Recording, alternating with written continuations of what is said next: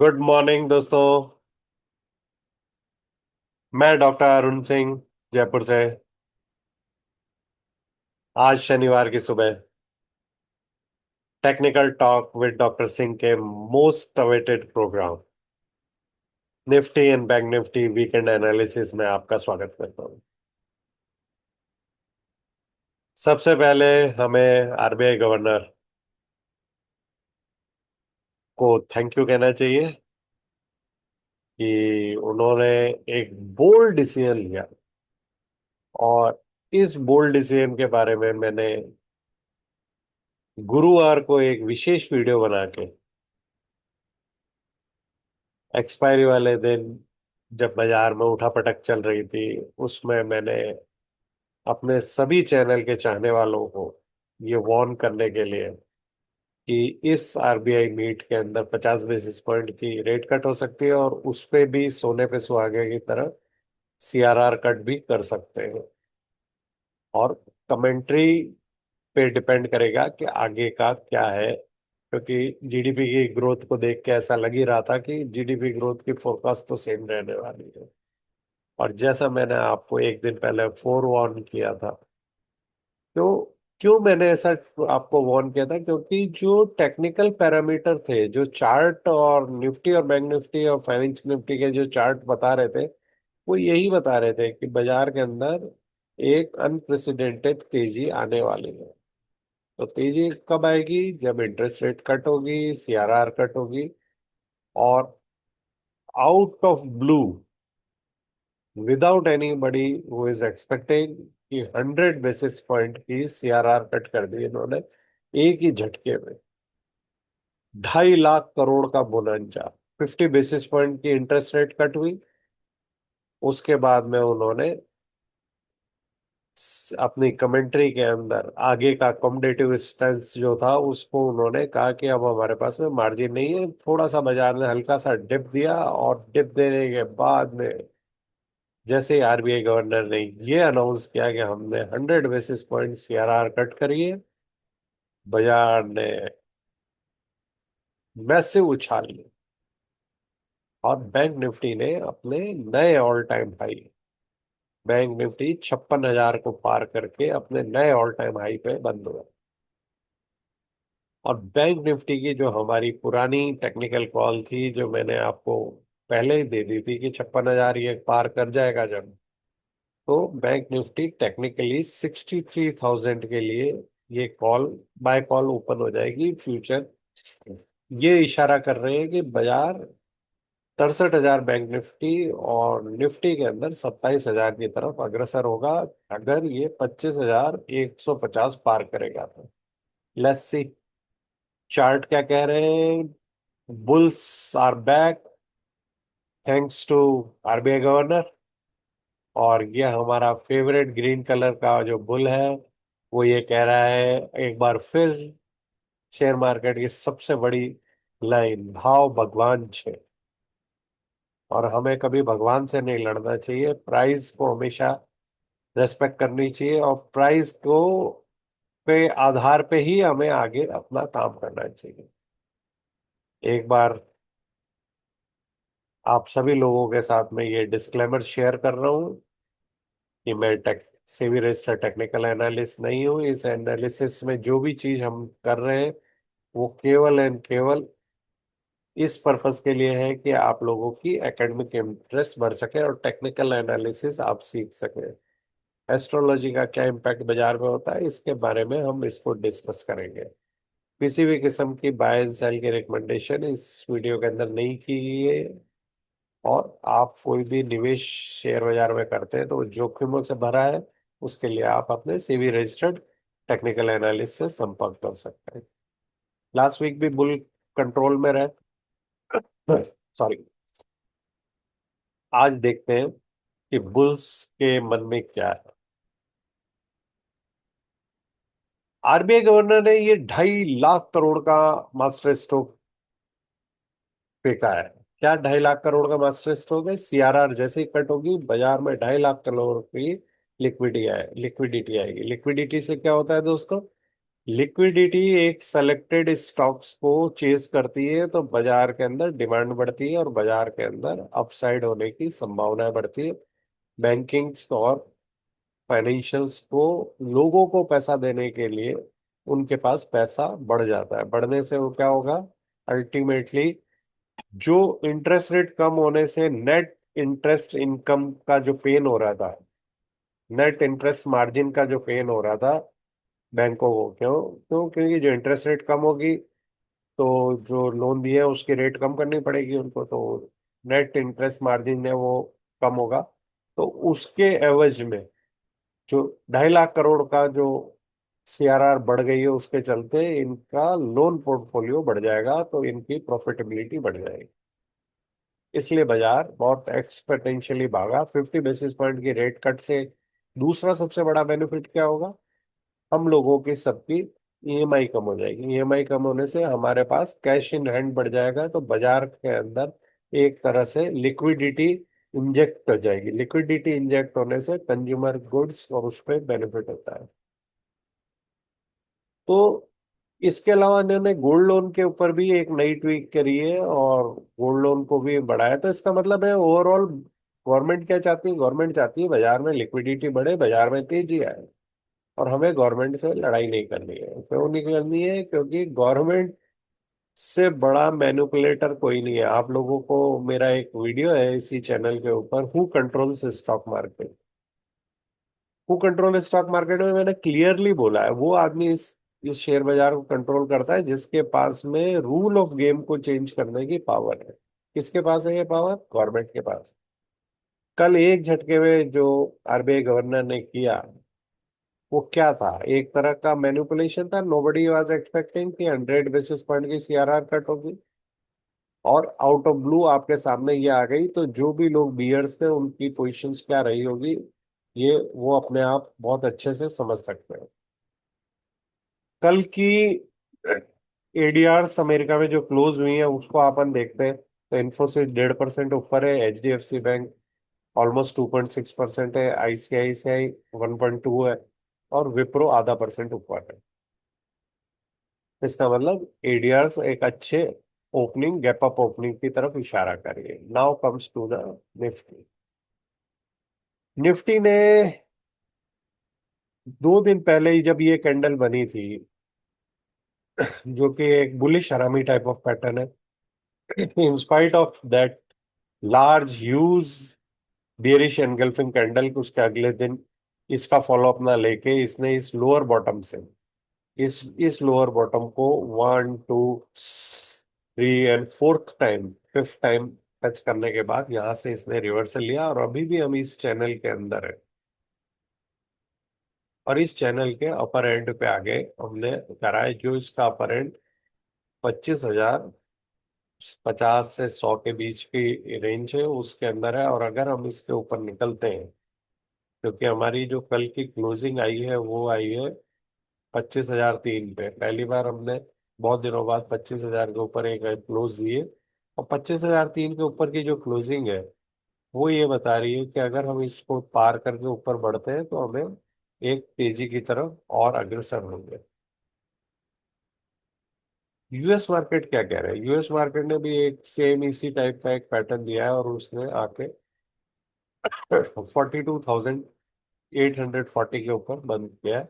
और अगर ये इसको पार करके ऊपर जाता है तो तेजी आपको देखने को मिलती है।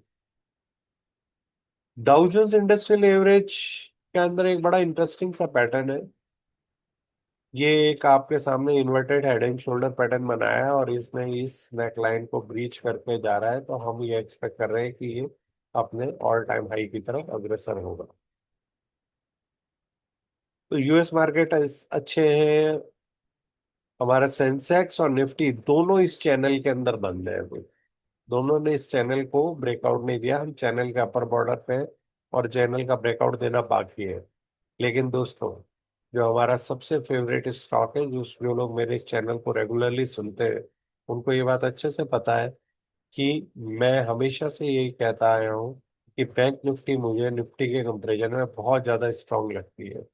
निफ्टी बैंक का चार्ट देखते हैं तो उसने यहाँ पे क्लियर कट ब्रेकआउट दे दिया इस चैनल को और ये फ्लैग ब्रेकआउट है, और इस फ्लैग ब्रेकआउट का नेक्स्ट टारगेट 63,000 टेक्निकल लेवल पे है। लेकिन आपको मैं याद दिलाना चाहता हूँ कि टेक्निकल एनालिसिस जो है वो ये कहता है कि जब भी कोई मेजर लेवल ब्रेकआउट होता है तो उसका एक बार रीटेस्ट जरूर होता है। तो आप ये मत सोचिएगा कि आज 55,600 पे निफ्टी, बैंक निफ्टी बंद हुई है तो यहाँ से ये 63,000 सीधे बिना किसी रुकावट के, बिना ऊपर नीचे हुए चली जाएगी।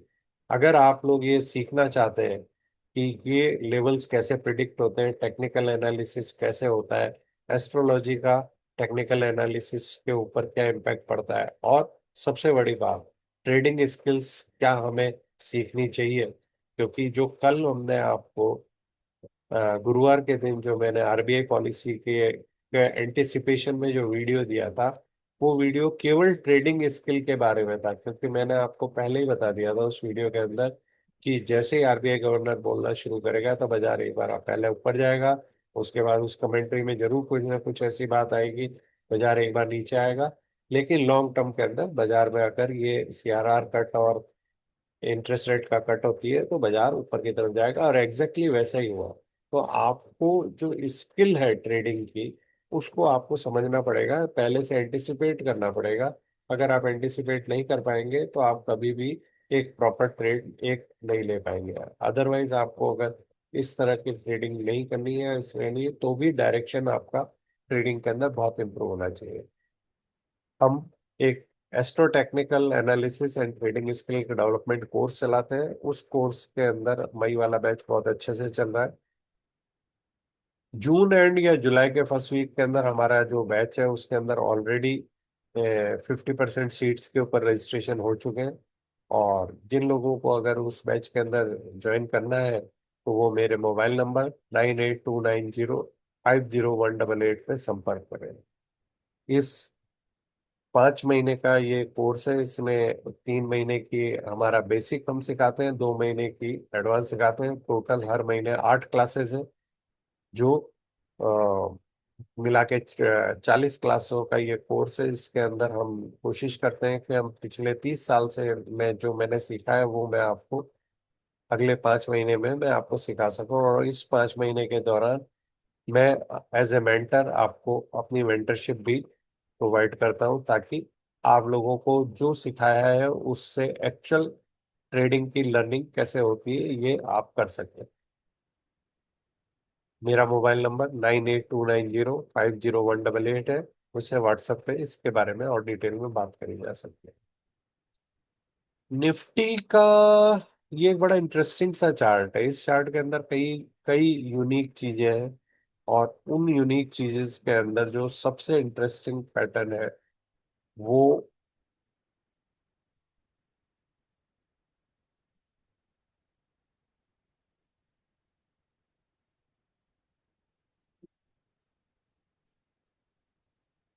ये वाला पीक है। इस पीक की क्या इम्पोर्टेंस है ये हमारे एडवांस शेयर ट्रेडिंग कोर्स के जो स्टूडेंट है उनको पता है कि हमने इस पीक के कारण हमने बहुत सारी ट्रेड्स पहले से एंटिसिपेट किए। और अभी करंटली जो हमारे सामने ट्रेड चल रहा है उस ट्रेड के आधार पे अगर ये इस ब्रेकआउट को पार करके ऊपर जाता है तो हम ऑल टाइम हाई जो कि 26,200 के आसपास है उसकी तरफ अग्रसर हो सकते हैं। और इस बीच में यहाँ पे एक ऑलमोस्ट 2 हफ्ते का एक करेक्टिव फेज रहा है इस जोन के अंदर। ये जो जोन है, इस जोन में एक करेक्टिव फेज रहा है। अगर हम इस करेक्टिव फेज को देखते हैं तो ये बहुत ही इंटरेस्टिंग पैटर्न बना रहा है। और ये टेक्निकल एनालिसिस की एक बहुत ही खूबसूरत विधा है, जिसको ये यहाँ से अगर अपन इस करेक्शन को इसको देखते हैं तो ये हमें 25,100 तक का जो पीरियड दिखता है उसकी इसने 23% को भी कवर नहीं किया है। इस इम्पल्स का इसने 23% भी नहीं किया है। लेकिन इसने यहाँ पे एक टाइम करेक्शन दिया है। Time correction is also equally important as the price correction. या तो ये होता कि यहाँ से 38% तक की डिप देती, अगर उसने नहीं दिया है तो इसने क्या किया, आपके सामने एक टाइम करेक्शन दिया है। तो करेक्शंस जो कि जो लोग इंतजार कर रहे हैं, और जो लोग मेरे से कई बार मैसेज के अंदर या यूट्यूब पे या पर्सनल मैसेज पे डाल के मेरे से पूछते हैं, क्या सर बिना बिना किसी करेक्शन के बाजार ऊपर ही भागता रहेगा, तो मैं उनको बता देना चाहता हूँ कि ये एक तरह का टाइम करेक्शन हो रहा है।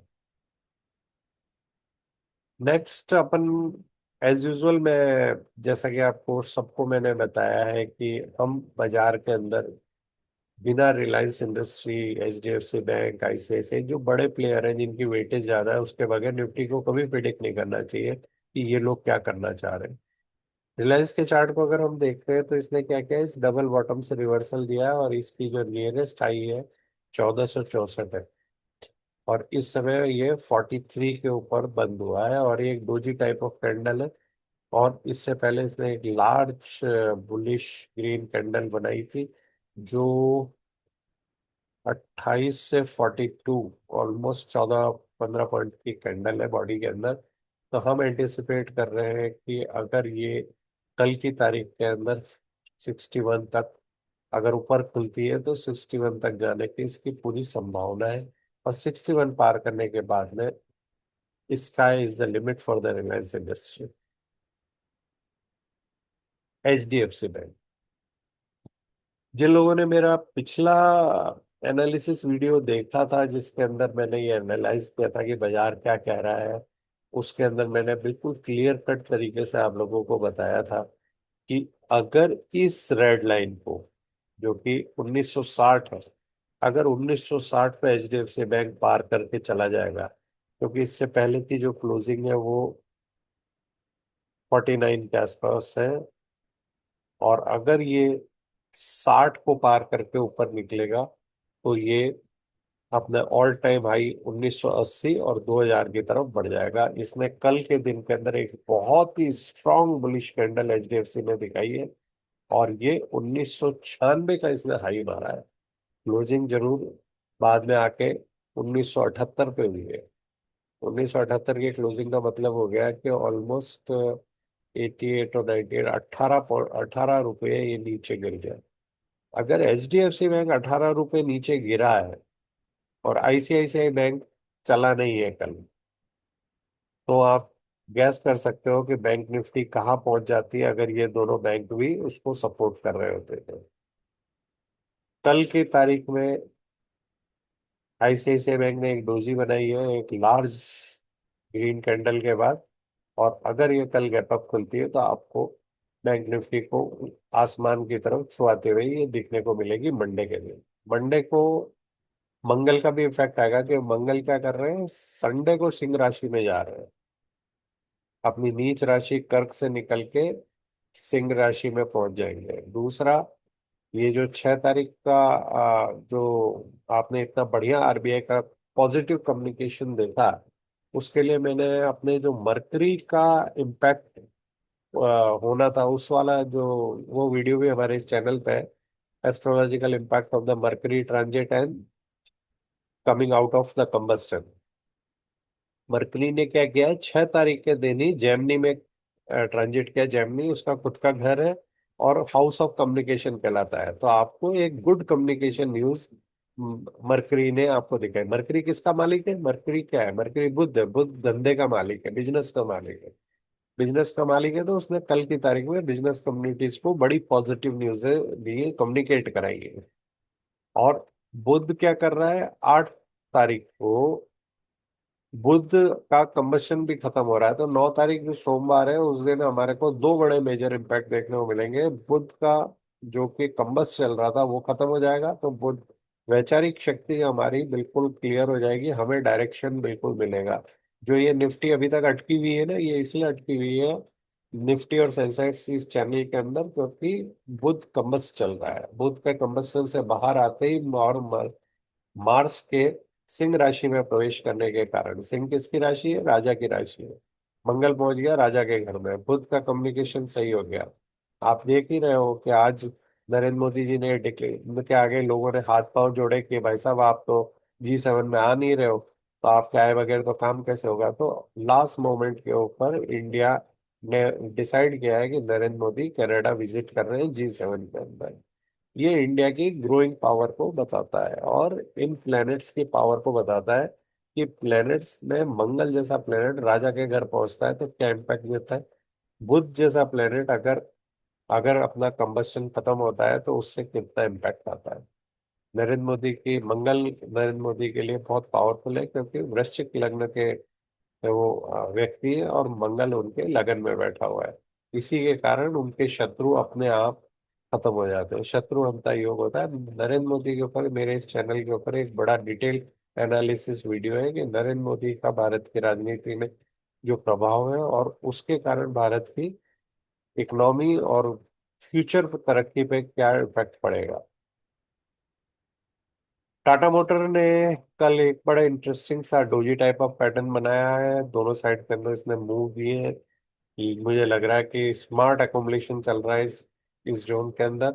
और ये जो फ्लैग ब्रेकआउट जब होगा तो आपको इसको इस जोन को वॉच करना है क्लोजली कि टाटा मोटर के अंदर जो नेक्स्ट पैटर्न बनेगा वो ये फ्लैग का ब्रेकआउट है।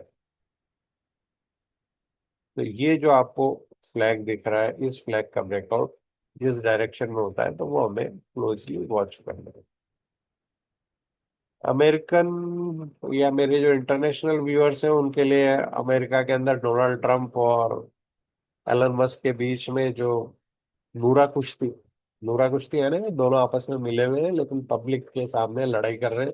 उसके चलते ये टेस्ला के स्टॉक के अंदर $50 की गिरावट आपको देखने को मिली। कल टेस्ला ने एक स्मार्ट बुलिश हरामी पैटर्न बनाया है और बुलिश हरामी के बाद अगर ये अपसाइड में ऊपर की तरफ खुलती है तो आपके लिए एक बाइंग अपॉर्चुनिटी रहती है। अगर ये नीचे भी डाउन साइड भी खुलेगी तो भी आपके लिए एक बाइंग अपॉर्चुनिटी है क्योंकि टेक्निकली टेस्ला बहुत ही स्ट्रॉन्ग बुलिश ट्रेंड दिखा रही है। डॉलर इंडेक्स ने कल एक रिवर्सल देने की कोशिश की है। जो इससे पहले वाली जो डोजी कैंडल है उसने मॉर्निंग स्टार पैटर्न बनाया है। हम उम्मीद कर रहे हैं कि डॉलर इंडेक्स एक बार 99 से अपसाइड की तरफ अग्रसर हो सकता है और इस ट्रेंड लाइन का रेजिस्टेंस लेगा ये।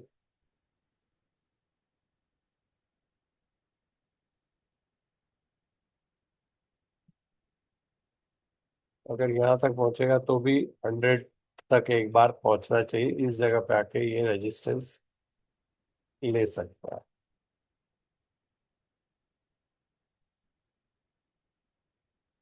Yes, very important trend line है ये। उसके आधार पे फ्यूचर ऑफ डॉलर इंडेक्स बताया गया। कुछ इंटरेस्टिंग न्यूज डेवलपमेंट हो रहा है इंडसइंड बैंक के अंदर। हिंदुजाज ग्रुप है ना फ्रेश फंड राइजिंग कर रहा है। उससे भी बड़ी न्यूज जो है वो आरबीआई गवर्नर इंडसइंड बैंक के लिए कमेंट कर रहा है। और तो इंडसइंड बैंक के अंदर ये भी आप संजय मल्होत्रा ने कहा IndusInd bank is doing well. तो इससे आपको ये समझ जाना चाहिए कि बाजार के जो लोग सेबी ने एक कॉरियंडम दिया है इंडसइंड बैंक के लिए। तो आप जो इंडसइंड बैंक पर मेरा एक डिटेल एनालिसिस है वीडियो है उसके अंदर हमने कहा है कि अगर ये इन टेक्निकल लेवल्स को तोड़ के नीचे जाएगा जो करंट लो है तो इसका फ्यूचर के अंदर बहुत ही बुरा टेक्निकल टारगेट है। लेकिन ये जिस तरीके से बिहेव कर रहा है अभी और जिस तरह से बड़े लोगों की मंशा आपके सामने न्यूज चैनल्स की तरफ आ रही है। एक तरफ आपको ये न्यूज़ेज आ रही है कि बैंक के अंदर बहुत घोटाले हो रहे हैं, दूसरी तरफ ये न्यूज़ आ रही है कि नहीं नहीं कोई डरने की बात नहीं है।